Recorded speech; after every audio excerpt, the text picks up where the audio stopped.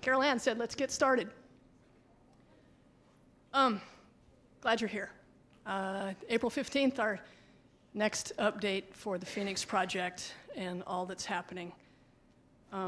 We hope to provide a little short presentation, which will be available on the website.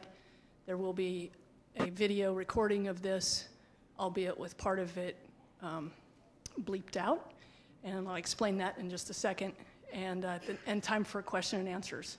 And we still reserve the right to say, we don't know yet. It's become my favorite saying lately, I don't know. But we're working on it, and we'll just say it that way.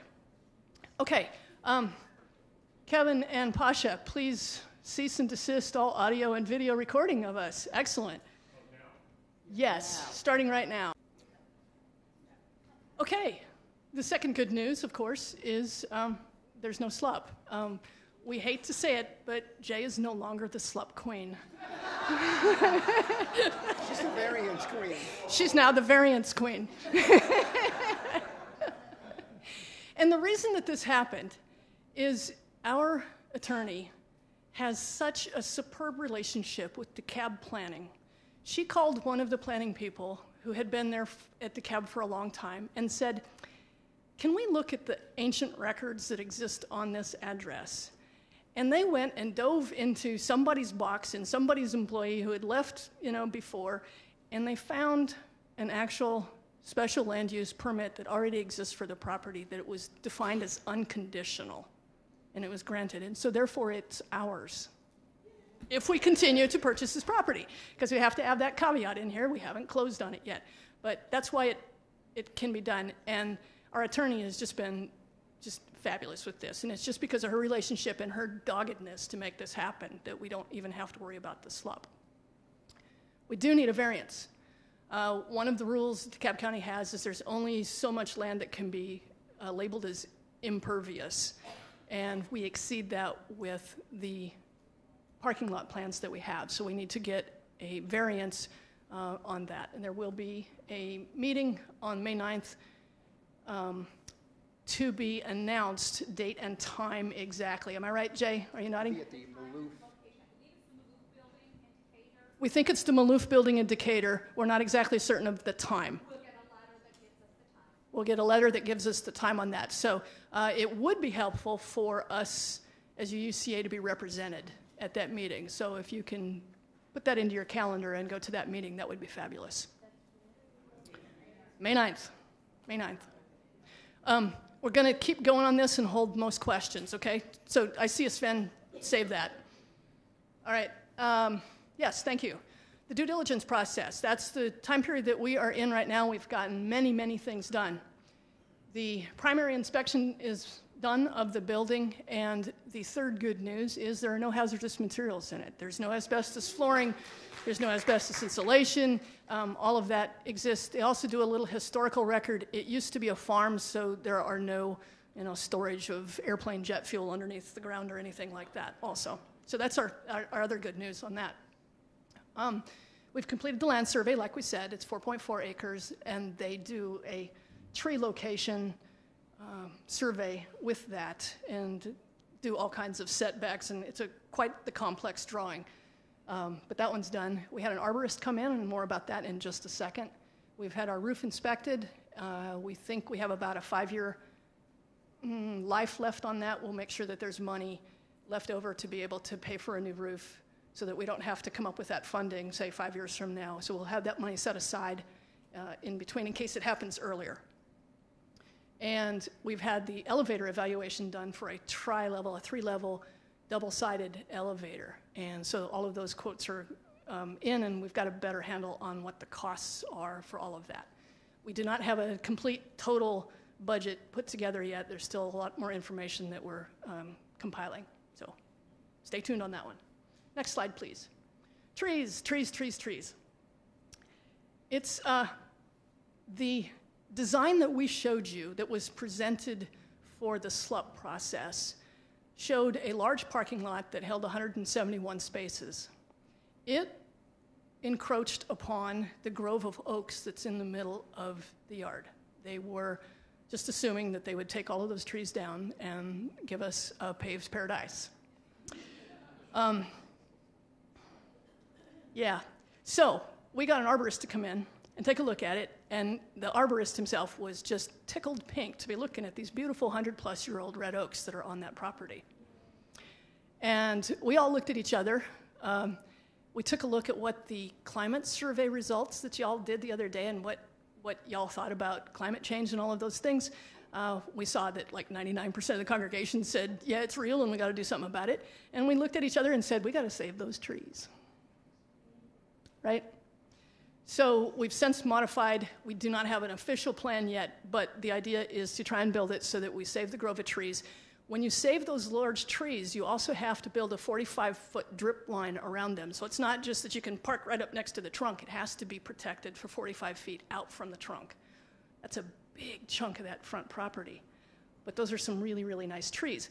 And if you've been down the property lately, there is one on the access road just to the right that looks ancient. It's over 150-year-old. And we're working our best to keep it. Now, one of the things that of course, the arborist and the tree company gave us was a quote to be able to TLC these, and we're going to take them up on that and provide some TLC for these if we buy the property. Well, the two proposals that we have, Dave's whispering in my ear about what we think, how much we will lose. The 171 parking spaces was the original plan for the SLUP. There are two proposals, one for 140 and one for 160 spaces. We think that we'll be able to work the 160 spaces and save the grove of trees, so there'd only be a net loss of 11 spaces, we think, at this. That's a trade-off I can do any day of the week, yeah. 160 spaces may not be enough for all of us. Christmas, Moravian, Easter, so there will be investigations of other opportunities, of other places to park, because we cannot park in the residential area. They have made that very clear that they do not want us parking on High Haven. So there might be some form of system, and maybe this is something that we need to really, really look at, is parking at Target, parking at Kroger. Those that are able and want to get your steps in, then walk, or a shuttle or whatever. And so that could be coming to us because there's not any overflow space like we have here. There's the parking we have, and then there's none. And so we have to talk about that as a congregation. What do we want to do to up our game a little bit and walk our talk? Take your walk. See what I did there? Okay. Is that what you meant, Dave? Net loss of 11? Yep. Yeah. Next slide, please, Kevin. Okay. I've already told you some of this, but the original plan that's being presented, the same drawing you'll see presented for our variance, okay? At this point, there might be some changes to it, but we want to present the worst case, so, okay, to them. Am I right, Jay? Yes, okay, presenting our worst case, and then we can change to get smaller from that. So if you see all of those drawings and you see that presented, don't freak out because it obliterates the grove. Is everybody okay with that name? The Grove? All right. Not to be confused with the place on the restaurant. I'm with you, Leanne. All right. So the original plan will be revised. We hope to, it's a smaller parking area, and we hope to keep as many trees as possible. We probably will lose some of the small trees that are on the access road coming in to be able to save some of the bigger trees. Okay. We'll have to, that's a little bit of a trade-off. But more than likely what we will have is a net plus of trees because there's so many trees required for the parking lot. There must be a tree for every 10 spaces. So we add parking trees into the parking lot area. Yeah. So there will be trees all over the place. So it's a great opportunity for us to, just add to the Atlanta's forest a little bit. And yes, we were considering working with Trees Atlanta. They have a couple of initiatives to increase forest in existing space, and they would probably love it to be able to work with us on adding more trees to that nice 4.4 acres, 4.4 acres. Next, please. One of the conditions that we're working on, because we don't know which plan we want to work with for the parking yet, is because we have to do some soils drilling. One of the requirements of the parking lot is to be able to put an underground retention pond in because we have so much impervious surface. And the drilling is to tell us whether we have, if we're sitting on a gneiss knoll. And gneiss is the G-N-E-I-S-S. Everybody keeps calling it granite, and I can't do it. It's not a granite. It's not granite. It's nice in that. Anyway. Such a dork, I know. But if it's all rock underneath there, that adds significantly to the cost of the parking lot to be able to put the underground detention pond, or we have to move it and modify things. So we have to drill the property to determine what is the basis underneath that. Yes. And therefore, the Memorial Garden options are still up in the air because we don't know what the parking will look like exactly. So that's just kind of in a holding pattern until we figure out what happens. And we should know in the next couple of weeks. We should be able to get a report on that. So save that question. Save that question. It's a great question. Carry on. Next slide, please. All right, we've done a bunch of work on evaluating the accessibility of the property. This is the elevator. It's a 3-level elevator because there's a second floor, a first floor, and then another little half floor down to the social hall. So it has to be a 3-level, light use type of elevator. The lead time, I know that we've been promoting rumors that it was going to take a year to get an elevator. We actually got a real bid just the other day, and the lead time is 4 to 6 months rather than a year, which fits with all the other sequence which is coming soon, and a price quote for that too. We're adding new accessible doors to the social hall from the parking lot, which means we would open up a doorway to make wheelchair friendly, same level from the parking lot too. And there's going to be a lot more additional sidewalks so that there's sidewalks all the way around the sanctuary to make it fully accessible, which will help with wherever the Memorial Garden ends up. There will be sidewalks out to the MARTA bus stop, and we've considered working with MARTA to get a real nice, friendly bus stop there with a roof and sides and all of that, you know, one of the nice ones. Yeah.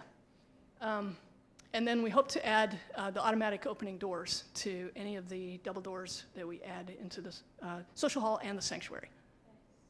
Yes. It's your turn. Well, I was actually at the meeting with Joa, and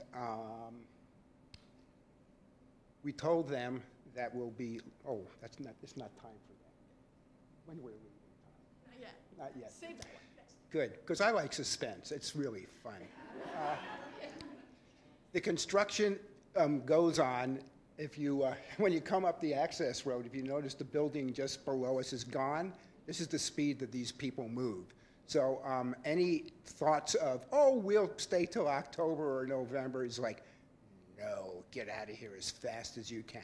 It was very nice. The people were great, and I think they'll be great to meet with. We're going to meet once a month and update each other on our progress. And here's the other part, which is we can take anything we want, but there are some caveats here, and I'm going to read them. This does not mean that anybody here can go around with wrenches, sledgehammers, and say, we can take anything. I want that beam, which you may be welcome to at some point, but not now.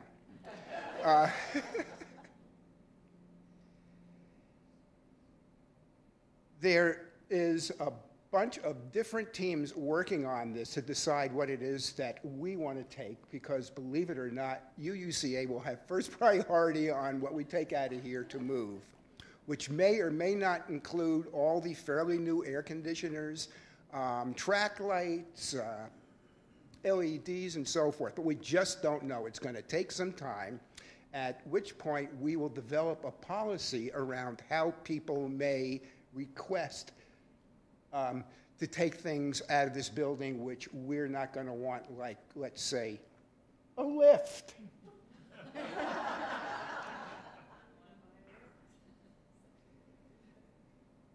If you're thinking that you would like to take something that's kind of major, we're always open to hear from you and we'll consider it. That seem reasonable? The other part is, I know everybody's really excited about us moving, but you can't go over there and over to the new place and start thinning out the bushes or anything like that. We don't own the property, and it's not a really great idea. So, have I covered it? I've covered it. So again,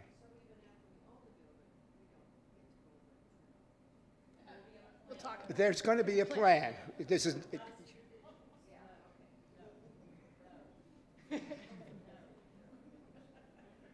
So just a reminder, we don't own it, and so it ain't ours, but hopefully it will be soon. Next slide, please.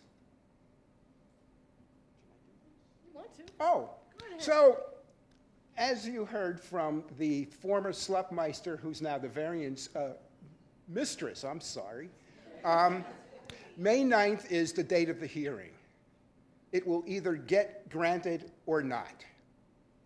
There's no like continuances or anything like that. Assuming that the variance is granted, and maybe more than likely even if it isn't, we're going to get out of here. And so you should know that we're going to be leaving here. Hopefully the last service will be August the 12th.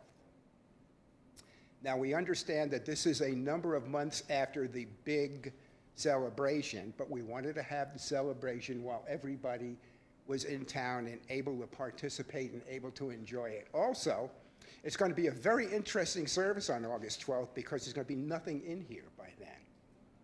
And the reason we did that is because that was the earliest we could figure out where we could gain at least one $45,000 payment from CHOA. You'll recall it was $45,000 a month. We're in that payment period now. We can't do it before the middle of August. May 7th, May 20th celebration, there's going to be, you all know about that? Good.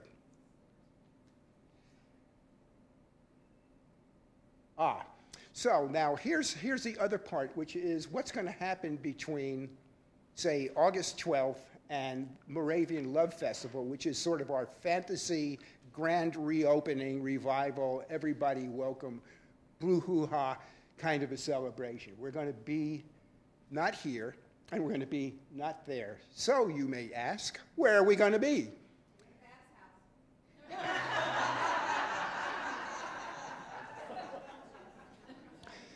We are planning on holding Sunday services in a high school, more than likely Lakeside. Yea, say all the Tuckerites and the Embry Hillites, and sigh, say all the Decatorites. For Wednesdays, we're not sure, but we'll be working on that. And where the offices may be for that 6 months, we're not sure yet. We have some ideas, but I think it's premature to talk about them. And I guess, is that clear now? Clear as mud? We'll find out. Find out. Yeah. Good questions. Okay, Questions time. next. That's it. Can I add a timeline scheduling with variance? Can you grab a microphone? Okay, and my apologies. They will be making a decision at the May 9th meeting, but one of their options is to defer to the other calendar, to the next calendar. So it won't go up to another level like Board of Commissioners, like SLUP did. So I just wanted to be real transparent about that. Okay. One thing about that is when we originally did the contract, we considered the ability to get a SLUP as a yes-no of whether we would purchase the property. And I'm going to say this, but I think that we do not consider the variance as an up-down. Am I right or not? It still is. Okay, there's that.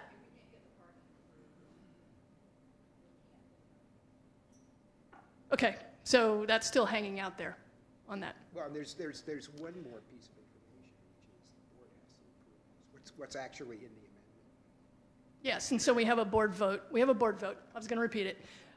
There's a board vote next week to approve or disapprove the change in the contract amount. And the variance has to be, And the conditions attached to it, yes. Okay, we're done with our presentation, so we're going to open it up. We had 2 questions, and Sven and Orion are first. Sven at the top there, because they had their hands up earlier. Hello, can you hear me? Yes. Is there any way we can go to a pervious surface and not deal with this underground storage? We are definitely considering pervious surfaces, but according to DeKalb County, you still have to have an underground storage system, or a retention system. Not necessarily underground, but a retention system. But we are considering the impervious surfaces if we can, or the scratch that. We're considering the pervious surfaces as an option for the sidewalks, all of those things. Yes. Orion. Right here. Yeah, you did. Earlier. Okay, Orion's question was whether we could use the water from the underground detention system to help water the site, and that would definitely be an option that we would consider. Yes. All right, now we can go free for thought. Who's got it? Leanne, go ahead. So this all sounds great, and I love the saving of the trees and no slup, and all that sounds great, and hazardous waste and stuff. So my next question is, are we going to have a cost to occupy the new building before we have to vote again? Like, in other words, are we going to go over budget, or are we going to stay within budget so that we don't need a congregational vote to raise more money before we can actually move in? Our goal at this time is to stay under the budget of the money that we received from CHOA. Sweet. That's the goal, and we'll do our darndest to do that. Mm-hmm. I just have a process question. Is the May 9th, I think it's May 9th, meeting in DeKalb County an opportunity for us to be there in support of this, or would Yes. it be better not to show our face? No, our attorney has requested that we be there. Okay. The homeowners association from around us, they will be there, and we want to make sure that our voice is heard also in that process. Hang on, you'll have to wait, Abby. Go ahead.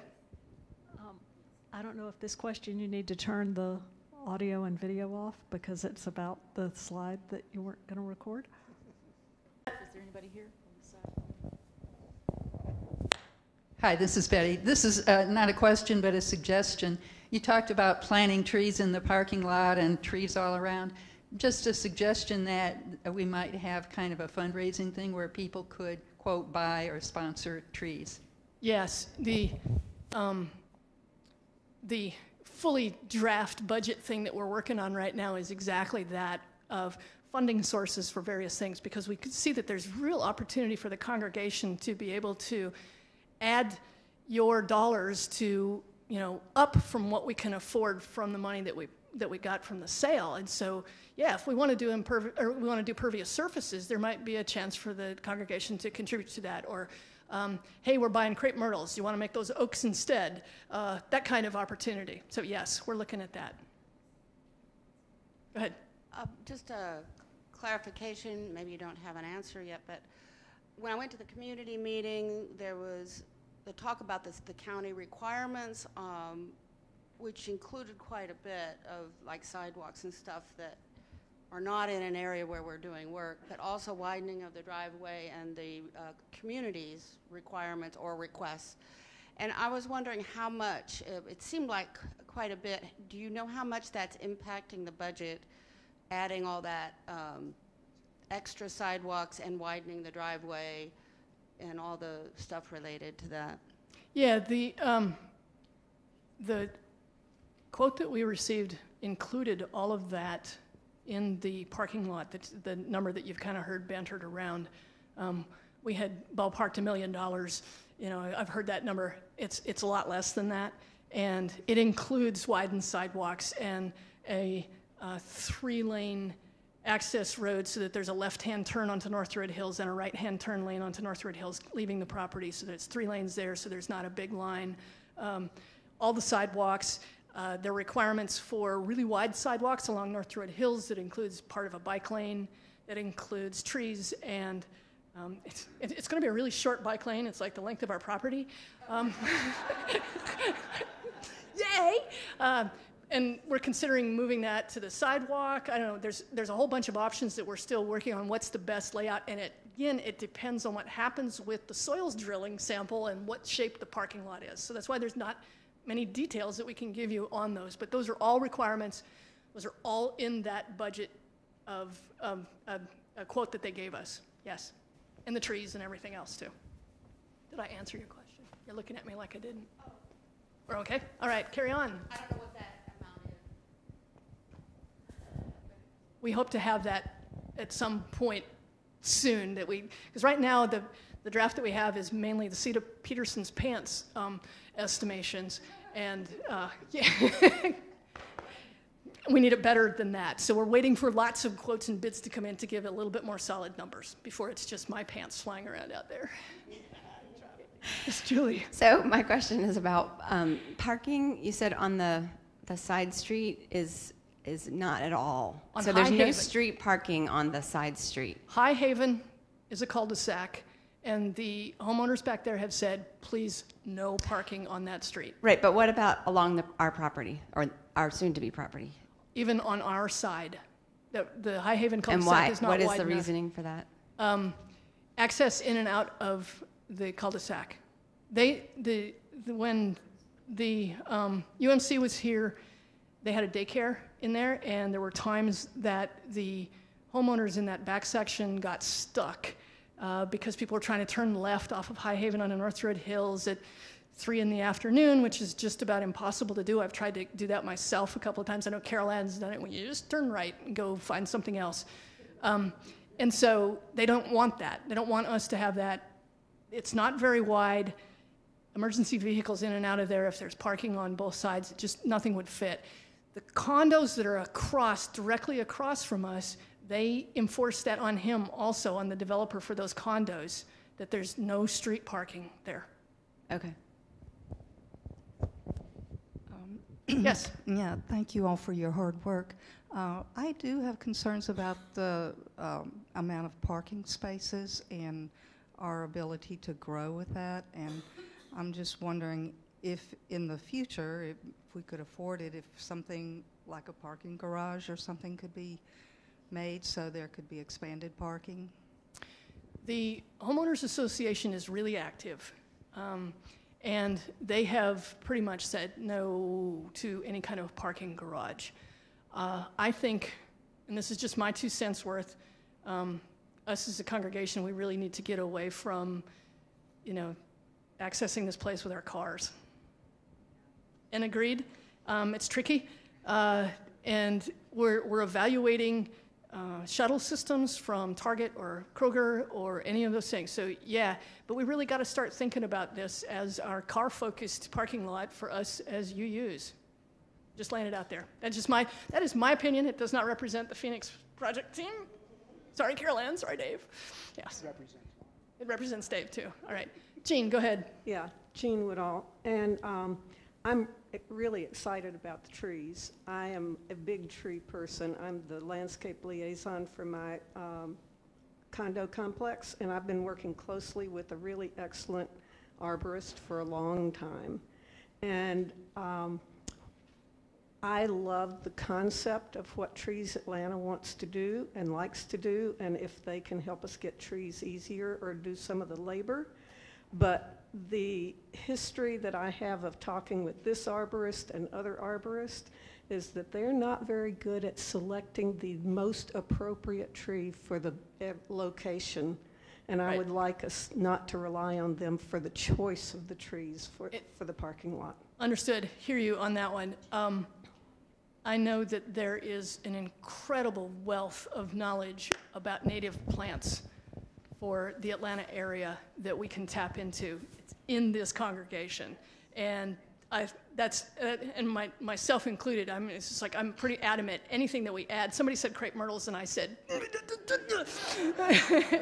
no, we'll go dogwoods, please. So I feel it as an opportunity. I was leveraging Trees Atlanta because they've got the big auger machine easily to come in and drill your holes, and it's all set to go. But yes, it's native plant city for us. Absolutely 100%.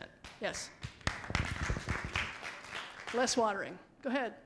Want to know what quote we got for the elevator that could be done in 4 to 6 months, number one. And number two, is there a possibility of expanding the roadway into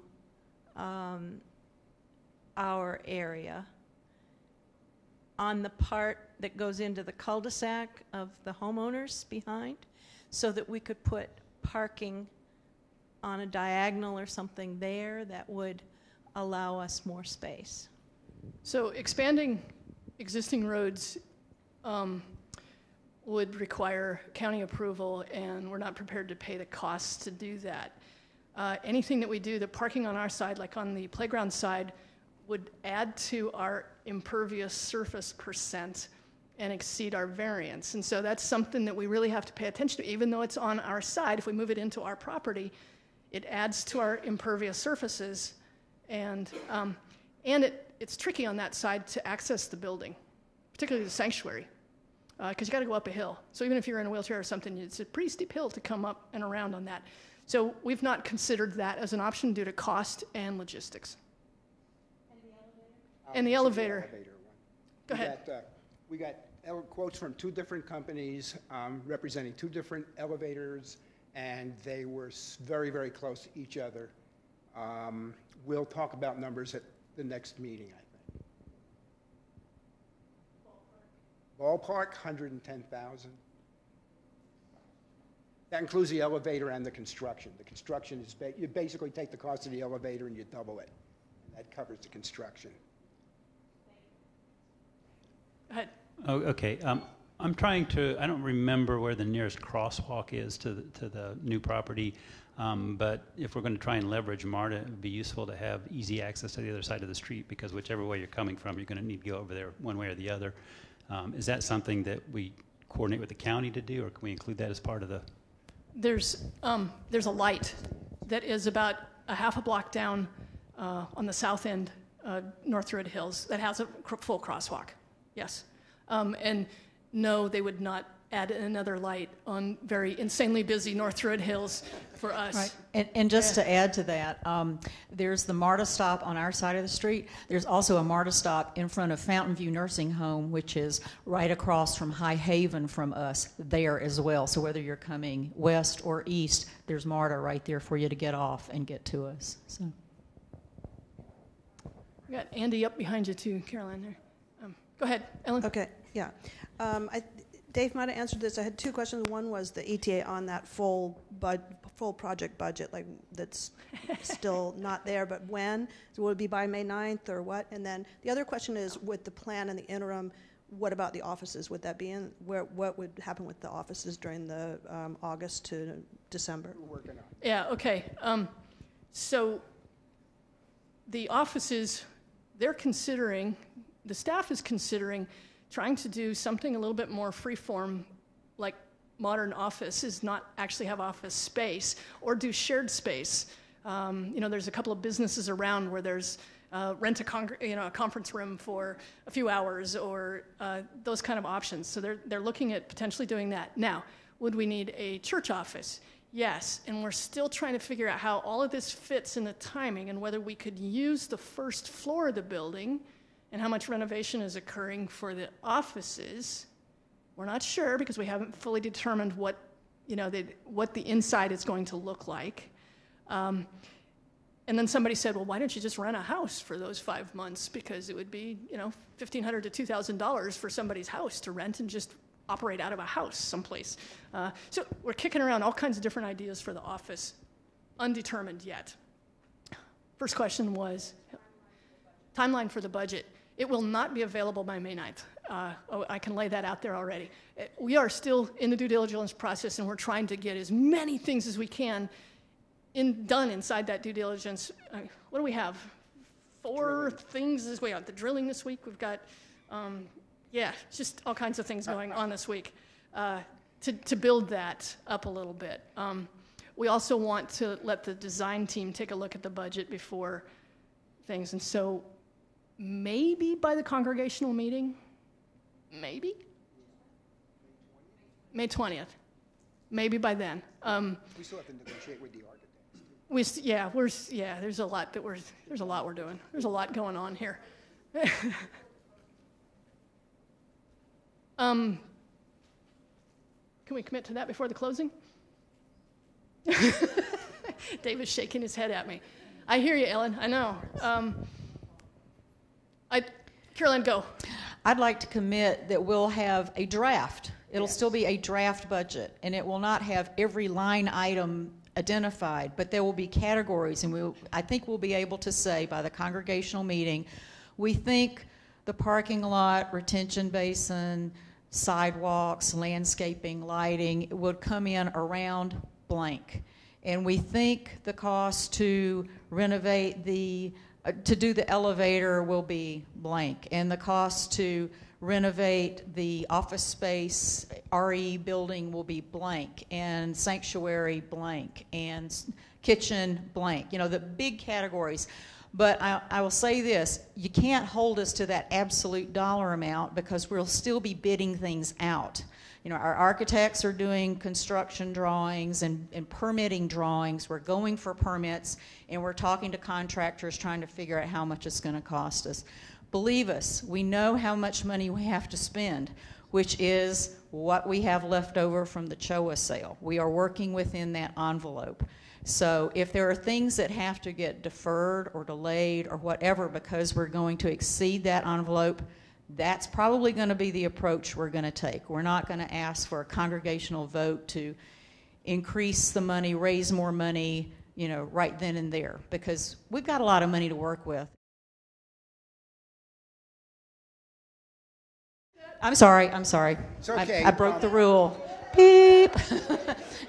Bleep that. But anyway, we have money to work with. So, but if you're looking for an absolute bottom line number, it's going to take some time to develop that because all this this design process is going on, and then the bidding takes place once you've got the design. So the other part of it is that we suddenly have new information that affects the budget dramatically, he said in code, and we haven't really had a chance to even consider that yet. Down here with Andy. Go ahead. Have or explicitly need permission from the commercial sites near the congregation where you might be having people park for shuttle transportation? We will work that. That'll be part of what we're working out with them. Absolutely. Some kind of memorandum of understanding with Kroger or Target or any of, whether it's Toco Hills or Target at Loman's area. Is it possible that they could say no? Yeah, absolutely. And B, if they said no? We got some more work to do. Yeah. All right, we got a lot more. Okay, go ahead, Jerry. Curious, in the original plan, there was a basketball court and a pot hut. Are those going to be demolished? The basketball court, to this point, things could change, is staying. The parsonage is going. Yes. We're not sure if we need to add a shed back there or something like that for whatever we need, but yes, it's going. The parsonage. It wasn't a parsonage. It's got a separate power meter to it. Yeah. Mm-hmm. Sarah. During the time that we don't have a home, will we be storing things at the new location, our stuff, or do we have to make 2 moves? We're hoping. Up for discussion. He's whispering 2 moves. I'm whispering pods in my ear. Well, that's 2 moves anyway. So we're still discussing that, and again, it depends on how much renovation of the site that we want to do. For instance, I'll give you an example. The interior of the admin building is 1960s DeKalb County School building look, and there's been a conversation of, do we want to insulate those walls? And do we want to make it look a little bit more modern by adding insulation and drywall to those? You can't really have things stored in those rooms if we're doing that. So we're still up for discussion as to whether that would be. But we want to take advantage potentially of movable pods, that we move into a pod and that's transported over to the site. So we don't have to pay for storage somewhere else for the pod, but it's there. But then it's in the way of the parking. And yeah, you get the idea. There's a lot that has to fit together, and I can't answer you definitively yet. There's a piece of information that maybe I can share. Go ahead. Which is, let me talk about the timeline for this stuff to get done, which I think we haven't actually really covered in depth. If we start the design development phase with the architects in the next week or two, it's going to be a month until we have something. Then it's going to be 6 weeks after that before we get construction documents. So now we're almost to July, I think it is. Basically, the design team's best estimate of when we'll actually be even to begin construction is August. So that's very germane to the topic of storage. Now, when I say we're going to have to store stuff, I wasn't debating the pod thing. I'm a big fan of the pods, but we're not going to be able to go from here into its final space. There's going to be some intermediary place, whether it's pods or whether it's a storage area that a moving company gives us a fabulous deal on because we're so wonderful. But be very aware that the earliest we're going to start construction would be very, very late July. And we're going to be really, really hopeful we can get in there by right after Thanksgiving in order to prepare for Moravian. Yes, ma'am. Just before I forget, there are 2 audio edits early on regarding acreage. Just make sure that those get edited. Yeah. No, it was during. Okay, we'll take it. We'll review it before we publish it. There might be a little delay of publishing time just because we like to review it to make sure that there's nothing else in there that influences it. Diane, go ahead. The office parks around where we live have these wonderful above-ground retention ponds, and you mentioned having to dig underground. Is there any way that we could maybe avoid some of that by putting water at ground level? They have to be surrounded by a fence. Yes. And so it's not necessarily, yeah, we've talked about it, but it's really not something that we want as a chain-link fenced pond in the middle of our front yard. DeKalb County Schools does it. I'm just not sure that we want to do that, and that's why we were looking aesthetically for the underground version of it. Somehow the office parks around us don't put any fence around there, but it's Gwinnett County, not DeKalb, so that may be the difference. There's your difference. Yes, there's your difference. What else we got? Friedrich. Go ahead. We don't have any control over it, but I keep wondering with the hospital opening up, do we know if MARTA's going to run more buses on down North Druid Hills? Because I keep wondering if that would go for us better. Yeah, that's a great question. I'm not sure on that one. Save that one, June. And we'll see if we can do it. June's been recording these, so we'll have the questions and answers available online. Go ahead. I am Barbara Dale, and there are some outside not-for-profit groups that meet here, and I'm just wondering what we can tell them about when they have to find another location, or can they come with us?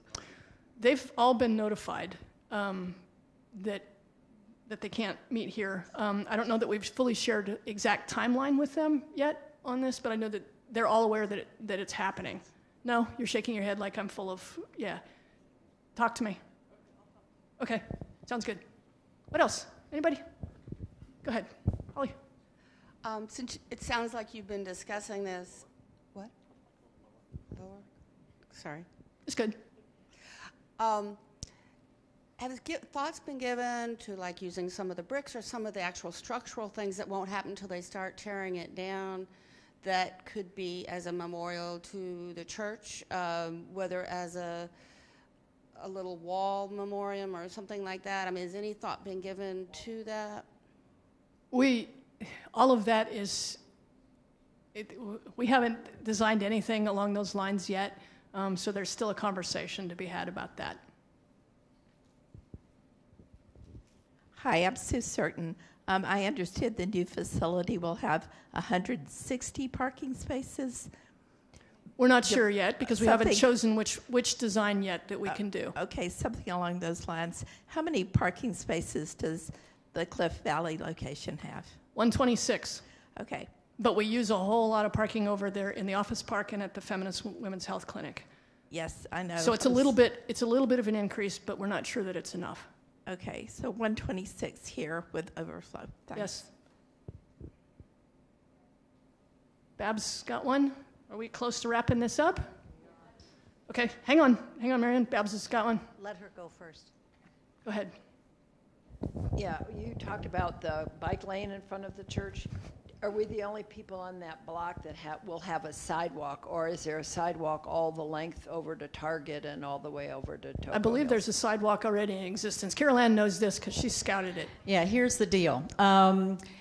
As people have redeveloped along North Druid Hills, they've put in wider sidewalks. They've put in sidewalks with lighting and trees, and some of them serpentine meander and do all kinds of wild and crazy things. But you do have sidewalks in where the older residential and another church down the street from us are, which are very narrow, very close to the road, do not all have ADA curb cuts, so people can make the transition from the sidewalk to the street back up to the sidewalk again.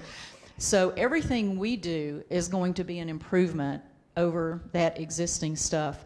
For people who are parking at Target or Toco Hills or wherever and either walking or getting a shuttle, that would be an issue. So what's percolating in the back of our minds, and this is not carved in stone or anything, is we really try to preserve the old parking lot that's at Stillwater at 2650 now. We're not calling it Stillwater anymore because that's history. We're 2650, so whatever. So trying to preserve that upper flat, easy access parking lot for as many people who need help getting into a building, families with small children, visitors who are coming to us for the first time, kind of doing that. And really encouraging those of us who are more able-bodied, who don't maybe have as many issues with getting from place A to place B, to do the shuttle parking, to offer that up as a gift to the church, that I'm gonna do this, I'm gonna free up a spot so somebody else who might need it a little more than I do can have it. So there's a lot of thought that's going to go into this process. But to tell you that, oh yeah, it's easy peasy to get from the Target parking lot to Stillwater's would be a lie. And I'm not going to lie to you because some of the existing sidewalks are just crap. They haven't been touched in 30, 40 years, So, and until that property gets redeveloped or the county gets its act together and finds money available to redevelop that corridor, which who knows, maybe with CHOA coming in down the street, they might start to find some money for things like that. We don't know. We can't bank on it. But all we can do right now is do the best we can to be good neighbors in that neighborhood and build it so that it's more accessible, more user-friendly. There you have it. So it's half mile from Toco Hills, about a half mile from the Target parking lot. Yeah. Go ahead, Babs. I'm going to tag on. I'm Babs Hydrushevitz. I'm going to tag on to all these things I've been hearing here and recent history. Look at what social media has done, the explosion in, 10 years, 12 years, 15 years. We are talking about 50 years from now, perhaps, and we are assuming that the babies who are babies now are going to eschew our values that we have here, all these things that we've been talking about. We are also assuming the values will be maintained by the babies in incubation now and the future in the next 50 years or the next 20 years. So my question is, is there a possibility that, there is a possibility that these kids of the future may go back to vehicles. We don't know. We don't know. Electric cars, all these things. Is there a probability or a possibility that this location could house, say, an underground. We don't know what costs will be in 20 years, 40 years, 50 years. Is there any room for an explosion of a kind that we cannot even imagine sitting here? I think can't imagine. Or might we have to move again? You know what? Probably that could be, but it's not in the scope of my job at this time to determine that one. Go ahead, Caroline. I'd like to add something, which is, let's remember the fairly recent history of this congregation, which is when we start to get too big for ourselves, when we start to feel uncomfortable that there's not enough seats for everybody and there's not enough services for everybody and all that, what have we done? We've helped seed other congregations. So it's, again, it's like, do we have to just keep growing our physical plant bigger and bigger and bigger? I think we've proven that we have another model, which is we help support another UU fellowship somewhere else that develops into a congregation. So I'd like us just to file that in the back of our memory, that's another way we can roll. Yes. Boyd McGowan's memorial service at 5 o'clock, he and his wife Edna, his first wife Edna, went off and were some of the people involved in the start of Northwest. So it's funny we're talking about this today. Yeah. I'm going to call. Okay, go ahead. Just quick. I may be stating the obvious, but let's not forget about carpooling from our own neighborhoods. I have 5 people in my own neighborhood that come to this church, so I will volunteer to be among those who will carpool from home. That's exactly what we talk about when we don't want to put the money into a parking lot. Let's put it into other systems that are more suitable. Community building. I thank you for coming today, and stay tuned. There will be another one of these next week. Next month.